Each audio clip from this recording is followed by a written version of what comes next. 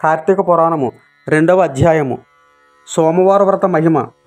జనక, ఇంతవరకు నీకు కార్తీక మాసమునందు ఆచరించవలసిన విధి క్రమము మాత్రమే తెలియజేసితిని. కార్తీక మాసంలో సోమవార వ్రతమునకు ప్రత్యేక ప్రాముఖ్యత కలదు. కావున సోమవార వ్రత విధానమును, దాని మహిమను గురించి వివరింతును, సావధానుడవై ఆలకింపుము. కార్తీక మాసంలో సోమవారము శివునకు అత్యంత ప్రీతికరమైన రోజు. ఆ రోజున స్త్రీ కానీ పురుషుడు కానీ ఏ జాతివారైనా కానీ రోజంతయు ఉపవాసముండి నదీ స్నానము చేసి తమ శక్తి కొలది దాన ధర్మములు చేసి నిష్ఠతో శివదేవునకు బిలవపత్రాలతో పూజ అభిషేకము చేసి సాయంకాలము నక్షత్ర దర్శనము చేసిన తరువాత భుజించవలెను. ఈ విధముగా నిష్ఠతో నుండి ఆ రాత్రంతయు జాగరణ చేసి పురాణ పఠనం మొనరించి తెల్లవారిన తరువాత నదికి వెళ్ళి స్నానమాచరించి తిలదానము చేసి తమ శక్తి కొలది పేదలకు అన్నదానమును చేయవలెను. అటులు చేయలేని వారు కనీసము 3 బ్రాహ్మణులకైనను తృప్తిగా భోజనము పెట్టి తాము భుజించవలెను. ఉండగలిగిన వారు సోమవారం నాడు 2 పూటల భోజనము కానీ ఏ విధమైన పలహారము కానీ తీసుకొనకుండా ఉండటం మంచిది. ఇట్లు కార్తీక మాసమందు వచ్చు సోమవార వ్రతము చేసిన ఎడల పరమేశ్వరుడు కైలాస ప్రాప్తి కలిగించి శివ సాన్నిధ్యం చేర్చును. భర్త లేని వితంతువు సోమవార వ్రతమును ఆచరించి శివపూజ చేసినచో కైలాస ప్రాప్తియు, విష్ణు పూజ చేసినచో వైకుంఠ ప్రాప్తియు పొందును. దీనికి ఉదాహరణముగా ఒక ఇతిహాసం కలదు. దానిని నీకు తెలియజేసేదను, శ్రద్ధగా వినుము. కార్తీక సోమవార ఫలముచే కుక్క కైలాసమందుట. పూర్వకాలమున కాశ్మీర దేశంలో ఒక బ్రాహ్మణుడు కలడు. అతడు పురోహిత వృత్తిని చేపట్టి తన కుటుంబమును పోషించుకుంటూ ఉండెను. అతనికి చాలా దినములకు ఒక కుమార్తె కలిగను.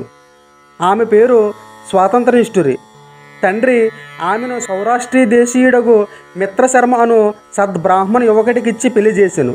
ఆ బ్రాహ్మణ యువకుడు 4 వేదము శాస్త్రములను అభ్యసించిన వాడైనందున సదాచార సంపన్నుడై ఉండెను. అతడు భూతదయ కలిగినవాడు, నిత్య సత్యవాది, నిరంతరము భగవన్నామ స్మరణ చేయువాడును అగుటచే లోకులెల్లరూ అతనిని అపర బ్రహ్మ అని కూడా చెప్పుకొనుచుండెడవారు. ఇటువంటి ఉత్తమ పురుషుని భార్యకు నిష్ఠురి యవ్వన గర్వంతో కన్ను మిన్ను గానక పెద్దలను దూషించుచు అత్తమామలను భర్తను కొట్టుచు రక్కుచు పురుష సాంగత్యము కలదై వ్యభిచారిణి అయి తన ప్రియులు తెచ్చిన తినుబండారములు, బట్టలు, పువ్వులు ధరించుచు దుష్టురాలై తిరుగుచుండగా వంశమునకు అప్రతిష్ట తెచ్చుచున్నదని అత్తమామలు ఆమెను తమ ఇంట నుండి వెడలగొట్టిరి. కానీ శాంత స్వరూపుడకు ఆమె భర్తకు ఆమె యందు అభిమానము పోక ఆమె ఎంతటి నీచ కార్యములు చేసినను సహించి చీ పొమ్మనక విడువక ఆమె తోడనే కాపురము చేయుచుండెను. కానీ చుట్టుప్రక్కల వారు ఆ నిష్ఠుర గయ్యాలి తనమును త్యాగగించుకొని ఆమెకు కర్కస అను ఎగతాళి పేరు పెట్టుటచే అది మొదలు అందరూ దానిని కర్కస అని పిలుస్తూ ఉండేవారు.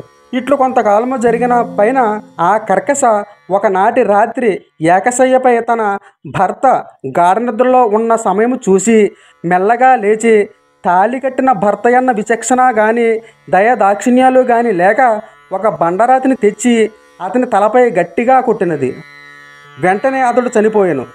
ఆ మృతదేహమును ఎవరి సహాయం అక్కర్లేకనే అతి రహస్యంగా దొడ్డిదారిన కొనిపోయి ఊరి చివరనున్న పాడునూతిలో పడవేచి పైన చెత్తా చెదారముతో నింపి ఏమీ ఎరుగని దానివలే ఇంటికి వచ్చాను. ఇక తనకు ఏ ఆటంకములు లేవని ఇంకా విచ్చలవిడిగా సంచరించుచు తన సౌందర్యం చూసి ఎందరో క్రీగంటినే వశపరుచుకుని వారల వ్రతమును పాడు చేసి నానాజాతి పురుషుల తోడను రమించుచు వర్ణ సంకరారయ్యను.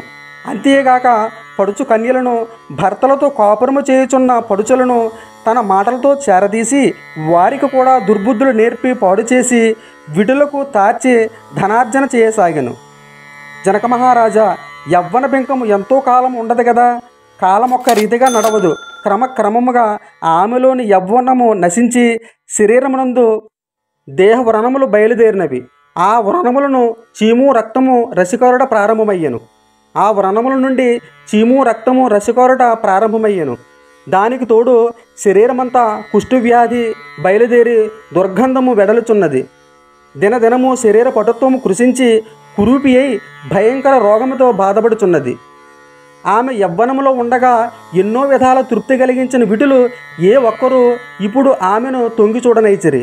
ఆ పరిసర ప్రాంతానికి వెళ్ళి ఎడల తమ నిటులనేను పలకరించునని ఆ వీధి ముఖమైనను చూడకుండిరి. కర్కశ ఇటుల నరక బాధలు అనుభవించుచు పురుగులు పడి కొంతకాలమునకు చనిపోయిను. బ్రతికున్న నాళ్ళు ఒక్కనాడైనా పురాణ శ్రవణమైనా చేయని పాపిష్టురాలు కదా. చనిపోయిన వెంటనే భయంకరులైన యమభటులు ఆమెను గొంపోయి ప్రేతరరాజు యముని సన్నిధిలో ఉంచగా యమధర్మరాజు చిత్రగుప్తుల వారిచే ఆమె పాపపుణ్యముల జాబితాను చూపించి, భటులారా, ఈమె పాప చరిత్ర అంతంతా కాదు, వెంటనే ఈమెను తీసుకుని వెళ్ళి ఎర్రగా కాల్చిన ఇనుప స్తంభమునకు కట్టబెట్టుము అని ఆజ్ఞాపించును. విటులతో సుఖించినందులకు యమభటులు ఆమెను ఎర్రగా కాల్చిన ఇనుప స్తంభమును కౌగిలించుకోమని చెప్పిరి. భర్తను బండరాతితో కొట్టి చంపినందుకు గాను ఇనుప గదలతో కొట్టిరి. పతివ్రతలను వ్యభిచారులుగా చేసినందుకు సలసలా క్రాగిన నూనెలో పడవేసిరి. తల్లిదండ్రులను అత్తమామలను అపకీర్తి తెచ్చినందుకు సీసము కరిగించి నోటిలో చెవులలో పోసిరి. ఇనుప కడ్డీలు కాల్చి వాతలు పెట్టిరి. చివరకు కుంభీపాక నరకములు వేయగా అందు ఇనుప ముక్కులు గల కాకులు, విషసర్పాలు, తేళ్ళు, జర్రులు పుట్టినవి. ఆమె చేసిన పాపమునకు ఇటు 7 తరాల వాళ్ళు అటు 7 తరాల వాళ్ళు నరక బాధలు పడుచుండిరి. ఈ ప్రకారముగా నరక బాధలు అనుభవించి కడకు కళింగ దేశమున కుక్క జనమెత్తి ఆకలి బాధ పడలేక తిరుగుచుండగా కర్రతో కొట్టువారు కొట్టుచు, తిట్టువారు తిట్టుచు, తరుమువారు తరుముచూ ఉండిరి. ఇట్లుండగా ఒకనాడొక శ్రోత్రియ బ్రాహ్మణుడు కార్తీక సోమవారం వ్రతం ఆచరించి ఉపవాసముండి సాయంత్రము నక్షత్ర దర్శనము చేసి బలియన్నము అరుగుపై పెట్టి కాళ్ళు చేతులు కడుక్కొనుటకై లోనిగేగిన సమయమున ఈ కుక్క వచ్చి ఆ బలియన్నము తినెను.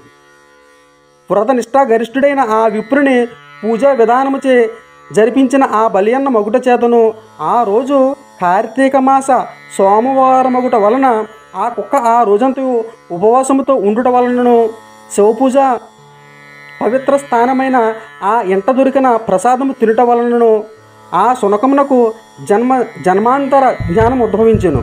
వెంటనే ఆ శునకము, విప్రకులోత్తమ, నన్ను కాపాడుము అని మొరపెట్టుకొనెను. ఆ మాటలు బ్రాహ్మణుడు ఆలకించి బయటకు వచ్చి చూడగా కుక్క తప్ప అన్యులెవరూ లేనందున లోనికేగి మరలా రక్షింపుము రక్షింపుము అని కేకలు వినబడెను.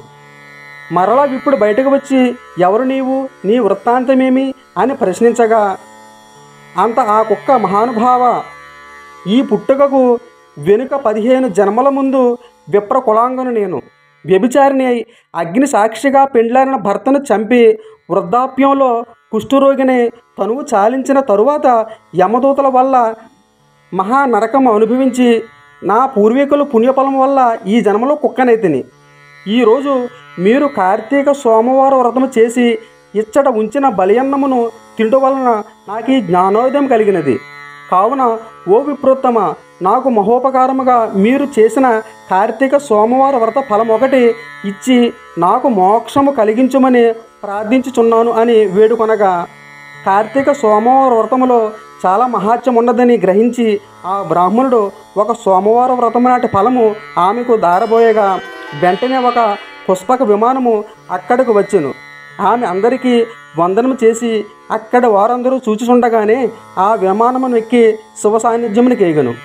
వింటివా జనక మహారాజా, కావున నీవును ఈ కార్తీక సోమవార వ్రతం ఆచరించి శివ సాన్నిధ్యమును పొందు అని వశిష్ఠుల వారు హితబోధ చేసి ఇంకనూ ఇట్లు చెప్పసాగిరి. 2వ అధ్యాయము 2వ రోజు.